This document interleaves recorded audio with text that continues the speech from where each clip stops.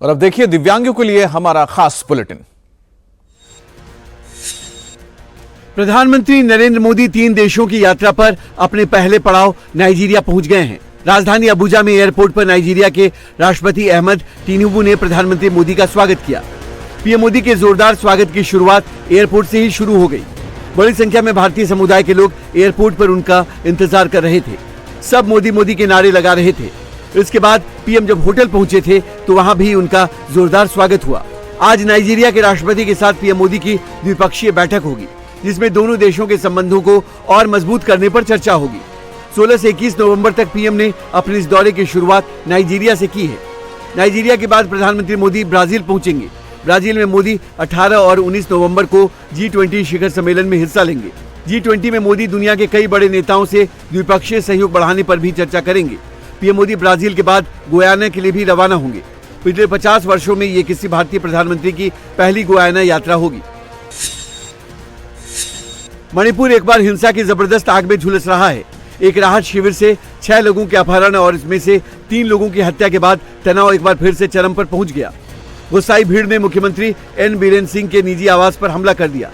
भीड़ को तितर बितर करने के लिए पुलिस को आंसू गैस के गोले दागने पड़े। प्रदर्शनकारी सीएम आवास तक मार्च पर अड़े हैं। सीएम आवास के बाहर का इलाका खाली करा दिया गया है। राजधानी इंफाल में कर्फ्यू लगा दिया गया है। कई जिलों में इंटरनेट भी बंद कर दिया गया है। इससे पहले प्रदर्शनकारियों ने इंफाल में 2 मंत्रियों और 3 विधायकों के घरों पर भी धावा बोला था, जिसके बाद विरोध हिंसक हो गया। झांसी के महारानी लक्ष्मीबाई मेडिकल कॉलेज के NICU में आग लगने से 10 बच्चों की मौत मामले में जांच के लिए हाई पावर कमेटी का गठन किया गया है। ये कमेटी 1 सप्ताह में अपनी जांच रिपोर्ट पूरी कर सरकार को रिपोर्ट सौंपेगी। कमेटी अपनी रिपोर्ट में ये पता करके बताएगी कि NICU वार्ड में आग कैसे लगी और इस हादसे के लिए कौन जिम्मेदार है।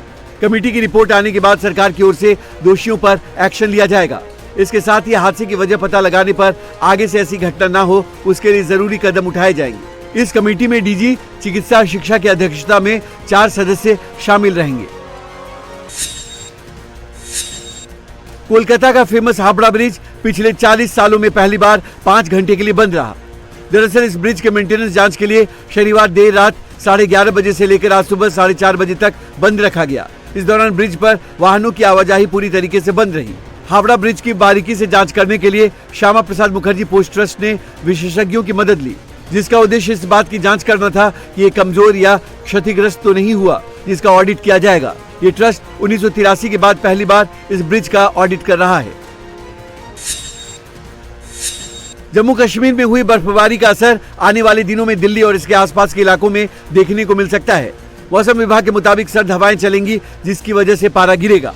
दिल्ली और इससे सटे मैदानी क्षेत्रों के लिए अगले 3 दिनों तक घना कोहरा छाने की संभावना जताई है, जिसकी वजह से विजिबिलिटी में कमी आएगी और यातायात प्रभावित होगा।